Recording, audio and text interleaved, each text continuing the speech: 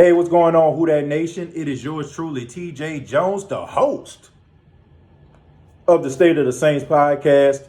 And for a few minutes, just want to talk a little bit about some Saints news. Now, going to talk a little bit about some hot topics that is going on with the team, but I'll be hard pressed not to start it off with talking about Coach Sean Payton. Now, if you have not heard, Head Coach Sean Payton tested positive for COVID-19, also known as the coronavirus.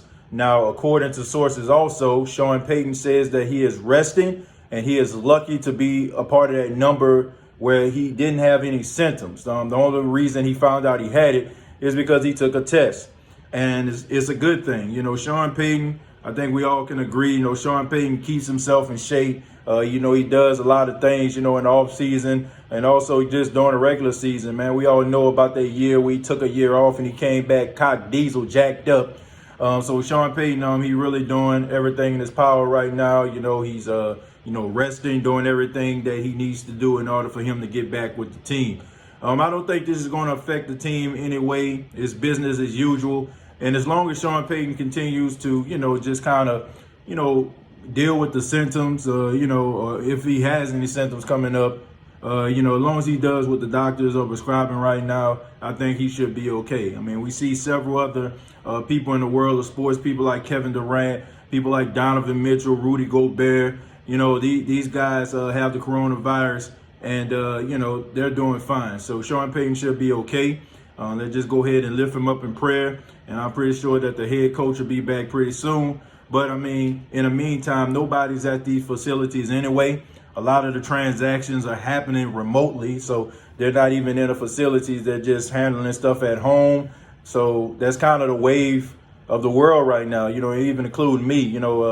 My station manager, told me yesterday that I don't have to come to the station as much. So it's kind of crazy, man, working from home, especially like I like the feel of the station and everything like that. So I can only feel what Sean Payton is feeling, especially, you want to be out there in Metairie. You want to be able to be making these transactions.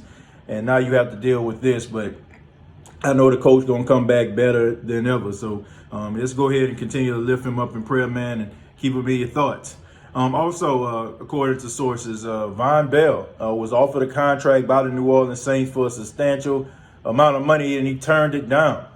This is just a report. I don't know how factual this is, but it is what it is. And I find it crazy because, I posted that on Twitter, SOTS Podcast 8. For those that don't know Twitter, what the Twitter name of the State of the Saints is, SOTS Podcast 8. But I said it, and all of a sudden somebody started getting at me talking about this ain't true, this ain't true. I'm like, it is a report, okay? A report is something that somebody put out there, okay? It don't necessarily mean that it's true. It's just a report. So my job is to make sure that, I give you all the information about the Saints, okay? Some of the things that I may come up with, it might be a report, that came from somebody, that probably heard it from somebody. And some of them probably don't really have any validity behind them at all. But my job is to make sure that I give you all the information that is given to the public, rather it be through a credible source or article that I read. But anyway, Vonn Bell turned down the contract. I don't know how true that is, but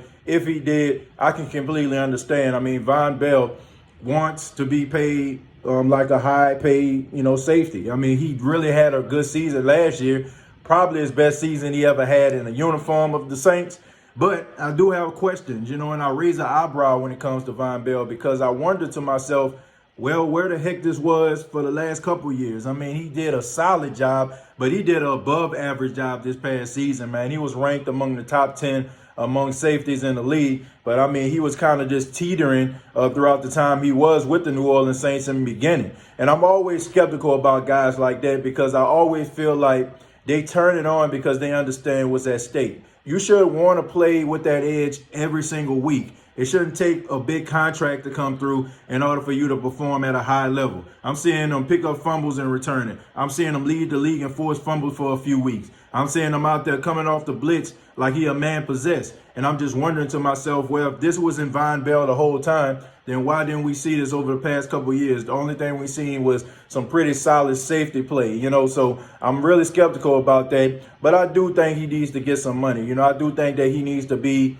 within that ballpark between 12 to 13 million dollars a year. He deserves it. It's not always about who's the best. It's always about who's available, and right now he's available.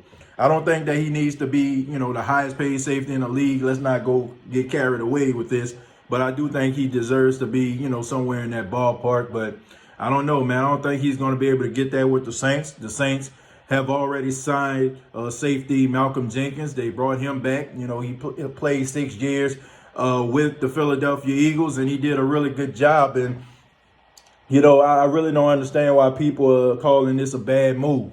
And honestly, I feel like with people that are saying that this is a bad move, it just shows to me like they don't do their research. It just shows to me like they just look at a guy's age.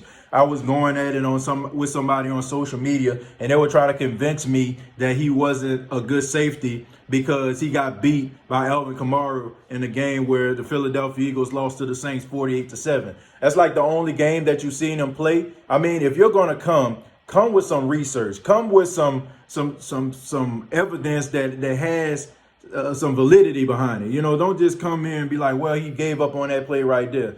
Look, people get beat all the time. That don't mean that they're terrible at their position. But if you looked at Malcolm Jenkins, you would see that in the last 4 years, he put up better numbers than all of the Saints safeties combined in those 4 years. This guy's ranked like in the 90th percentile according to Pro Football Focus. He was ranked in the top 10 among safeties. And in his 6 years with the Philadelphia Eagles, he never missed a game. Okay, so you can say anything that you want to say about his age. You can say everything that you want to say about, maybe he's not that tackler, but I need y'all to do the research. Some of y'all just looking at old Saints film when Malcolm Jenkins was with the Saints, a young Malcolm Jenkins that wasn't really developed as a leader just yet. He just got the captain patch put on him, and the Saints decided not to bring him back. But the Philadelphia Eagles got everything that a lot of people in the Who Dat Nation probably didn't see from Malcolm Jenkins. And Malcolm Jenkins is a key addition to the New Orleans Saints. And for anybody that's been following me, you already know I've been lobbying for this moment for quite some time because he is a leader. And when you have a guy that's a leader, he can get those young guys, involved. He can rally around those young guys. He can hold those young guys accountable, and they'll show him respect because he's been there. He's a 2-time Super Bowl winning champion. He's the heart and soul of the Philadelphia Eagles defense for all those years in a market where people are ready to chew you up and spit you out. He's one of the most well-respected Philadelphia Eagles that came through that franchise. So if that don't prove to anybody that this guy is a find for the New Orleans Saints, I don't know what to tell you, man. I just say go do your research. Don't listen to me. Go watch this guy play. Go watch how he rallies behind those young guys for the Philadelphia Eagles. Watch how he was the anchor of that team when they struggled last year in the secondary, when they were just putting that team together with spit and glue, okay? So don't tell me anything about Malcolm Jenkins being old. Don't tell me that he lost a step because you have absolutely no proof in that. It's just basically what you probably seen in one game when he got beat by Alvin Kamara. And if that's the only thing that you come with, I'm sorry, but I have to go ahead and poo-poo on your statement because it makes absolutely no sense. This guy is one of the best safeties in the league at 32 years old. And we always quick to try to dismiss people based on their age, and we need to stop that. We need to focus on the production because there's some guys out here that's well into their 30s still playing at a high level. We can talk about Calais Campbell. We can talk about Larry Fitzgerald. We can talk about Steve Smith Sr. when he was playing. We can talk about even Richard Sherman. I mean, he's struggling in the Super Bowl, but for the most part, he had a really good season. So for all those people out here that think that 30 means that your career is over, you might want to think again. All the technology and stuff like that going on in this world right now, there's a lot of guys out here that can still play at a very high level well into their 30s, and Malcolm Jenkins is one of them. So you need to be thankful that this guy signed with the New Orleans Saints because it's going to really, in my opinion, kind of put that secondary together, especially if they decide to bring back Janoris Jenkins, they work out his contract, and you got Lattimore. Okay, so I really like this right here, and I think that the Saints are going to have somebody that's back there that's going to help these guys get to that next level. And finally, I want to talk a little bit about the 5-year option, the 5th-year option with Ryan Ramczyk and Marshawn Lattimore. The New Orleans Saints picked up the 5th-year option for both players. And for those that don't know what a 5th-year option is, first-round picks of teams teams automatically get what they call a fifth-year option. That means after their fourth year, a team can add on a fifth-year option to their team. And this gives this team an opportunity to go out here and sign these guys to long-term deals. You see people like the New York Football Giants who end up drafting Eli Apple in the first round. And when he got traded to the Saints got all his rights. So the Saints had, they could have signed him to a fifth-year option and they decided not to. Just like with Sheldon Rankins, they signed him to a fifth-year option and, so on and so forth. So the Saints, it looks like they're going to try to get Ryan Ramczyk and Marshawn Lattimore long-term deals. And honestly, I think that these guys deserve it. I see people all the time talking about, Marshawn Lattimore. They want to put up numbers. They want to put up stats.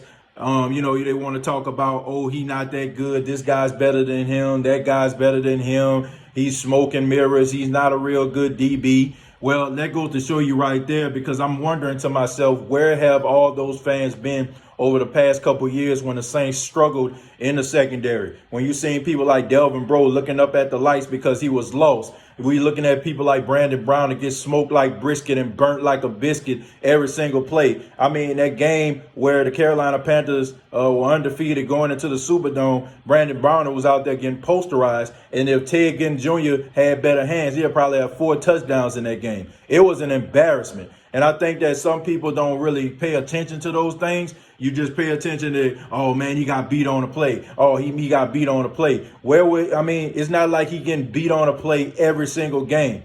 What you need to understand is everybody not going to be Patrick Peterson. Everybody not going to be Richard Sherman in his prime. Everybody not going to be Darrelle Revis. These guys at the wide receiver position get paid a whole bunch of money to go out there and perform and beat coverage. Okay, so don't try to dismiss this guy and say, oh, man, this dude ain't out here balling or he can't play. This dude is one of the best cornerbacks the Saints has ever seen. And in my opinion, he's the best cornerback the Saints ever had. So my question is to anybody out there, if you don't want to sign him, then who the hell do you sign? That's just my question. Who the hell do you want to sign?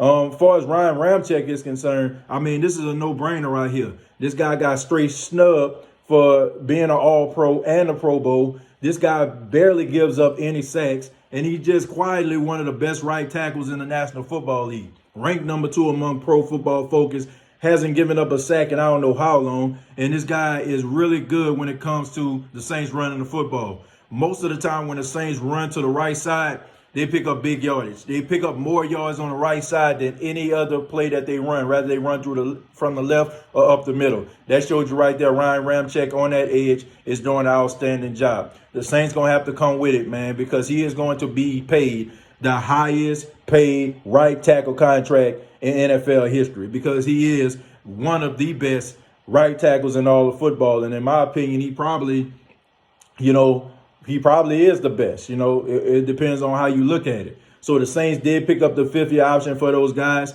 They cut some contracts of some following players: Austin Carr, also Keith Kirkwood, Cameron Tom, Zach Wood, who they end up signing back to a 4-year contract.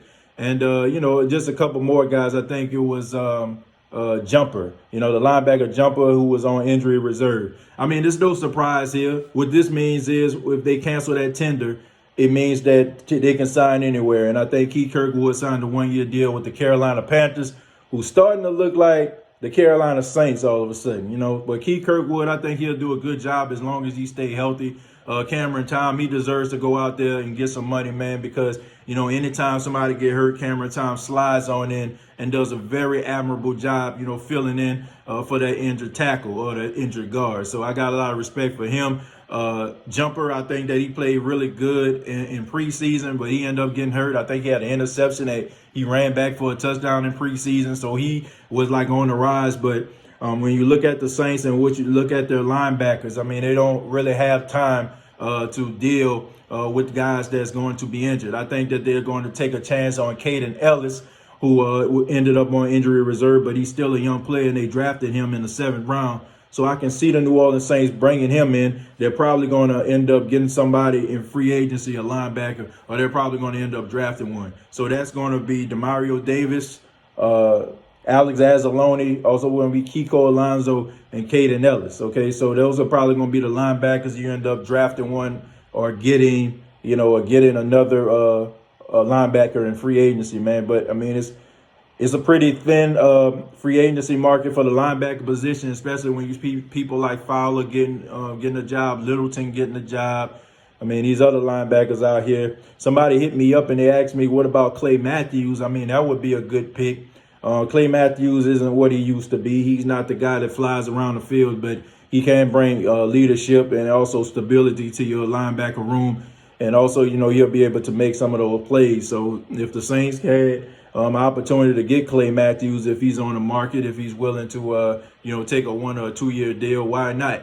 I think that the Saints, need a different dynamic between veteran leadership and young players at every position. And right now they have that at every position. So I'm looking forward to seeing what the Saints are going to do as far as the wide receiver position. You look at people like Kirkwood and Austin Carr, they're going to be moving on. So that makes room for people like Lil Jordan Humphreys and Emmanuel Butler. A lot of question marks coming with him. You still got this draft. And before I get up out of here, I just want to respond to the person that asked me about Brandin Cooks. Brandin Cooks is on a trade block. According to sources, the Rams are trying to shop him around. Look, I like Brandin Cooks. I like when the Saints drafted him. I was one of the guys when he was coming out of Oregon State. I was one of the guys to say, man, the Saints need to pick this guy up. I mean, he won the Belinda Koff Award. I mean, he caught everything when he was in college. The Saints ended up drafting him. And he did a good job, all things considered, man. But one thing that he struggled with was the yards after the catch. And then, he ended up being a little bit jealous of the success of Michael Thomas. Michael Thomas coming in, getting more balls. And, I think everything kind of fell downhill when the Saints, ironically, played the Rams. And the Saints beat up on the Rams, but he didn't get any targets. He got upset and told his agent that he wanted to get traded. And, he ended up going to the Patriots.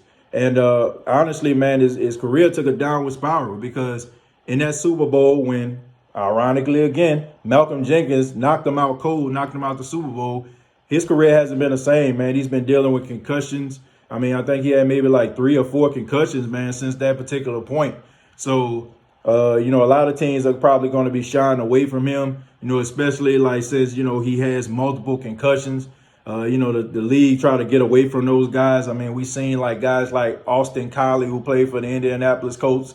He kept on getting, concussions, getting knocked out cold in the game. And, the NFL don't like that type of imagery on the field. They don't want fans to see a guy knocked out cold, because that's going to make parents reluctant to let their kids play in organized sports, especially football, and make them want to not sign that permission slip. So I think Brandin Cooks is a good wide receiver, but there's a lot of question marks when it comes to him being healthy and his head being, fully there. I hate to say it, but, a lot of teams are probably going to look at Brandin Cooks as damn as good, as crazy as that sounds.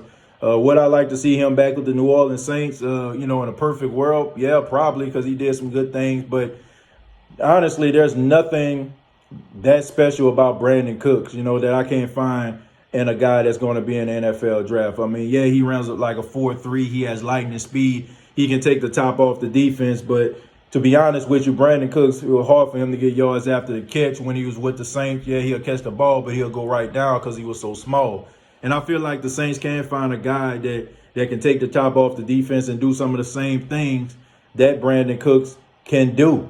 Okay, so I think that the Saints don't need to waste their time, trying to go out here spending a whole bunch of money, a guy that's going to demand $16.3 million against your cap when you can go out here and get a guy the guy from Arizona State, Brandin Ayuk. You can get Brandin Ayuk. You can get some of these other guys like Gandy Golden, fast guys who can take the top off the defense and also give you that yards after the catch dynamic. So no disrespect to Brandin Cooks. I hope he ends up and lands with a good team. I'm hearing sources to say that he might end up with the Tampa Bay Buccaneers because, of course, Tom Brady's there and he played with Tom Brady for a couple years. And, I'm also hearing things about Ty Gurley, and probably going to land with the Tampa Bay Buccaneers. So, I mean, that's an interesting storyline in itself. But I do wish him the best, but I don't want to see him back in the Saints uniform, especially when the Saints can get somebody else with his type of skill set.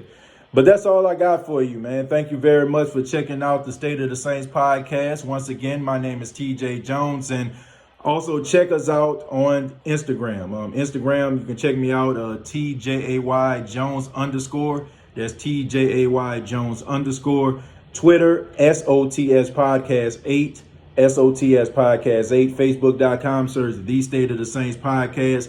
And also subscribe to the YouTube channel, YouTube.com, search The State of the Saints Podcast. Till next time, all I got to say is, who dat?